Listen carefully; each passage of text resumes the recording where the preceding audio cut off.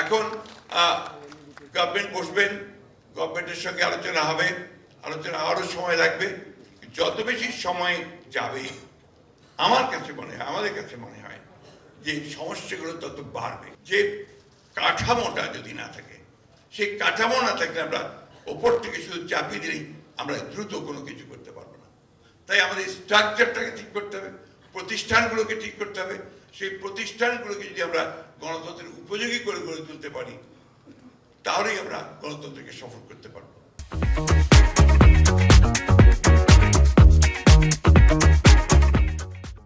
তারপরে ধারাবাহিক গণতন্ত্রের যে সংগ্রাম, লড়াই ৭১-এর পর থেকে, সেই সংগ্রাম প্রত্যেকেই আমাদের মনে রাখা দরকার।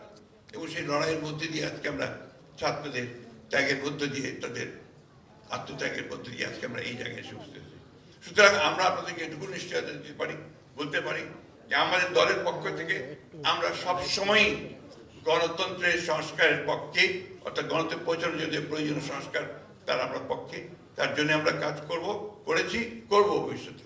কিন্তু একই সঙ্গে আমরা মনে করি যে জনগণকে বাদ দিয়ে কোনো কিছু করাই, ওপর থেকে আপনার চাপিয়ে দিয়ে কোনো কিছু করা যাবে না। আজকে 53 বছর পরে, এটা আমাদের দুর্ভাগ্য জাতিগত হবে যে 53 বছর পরে আজকে আমাদেরকে এই বিষয়গুলো নিয়ে আলোচনা করতে হচ্ছে। 2016 সালে আমাদের দলের চেয়ারপারসন দেশনেত্রী বেগম খালেদা জিয়া, তিনি ভিশন 2030 একটা আমরা একটা ডকুমেন্ট বের করেছিলাম, যেখানে রাজনৈতিক সংস্কারের কথা খুব পরিষ্কার করে উল্লেখ করা ছিল। এবং যে বিষয়গুলো আমরা পরিবর্তন আনতে চাই, সেই বিষয়গুলোর কথা আমরা উল্লেখ করেছিলাম।